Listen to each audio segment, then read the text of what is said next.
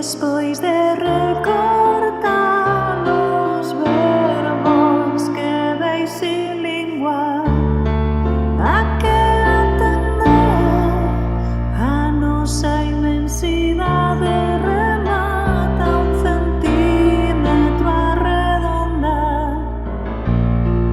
Non fales conmigo, deixei a posta o código nas escaleiras de entradas casas.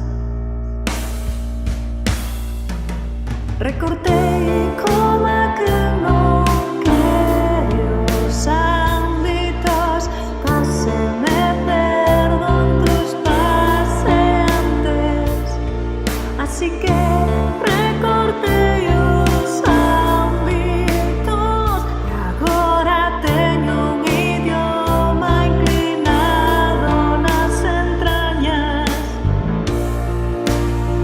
E perdín para botalo fora todo o interese.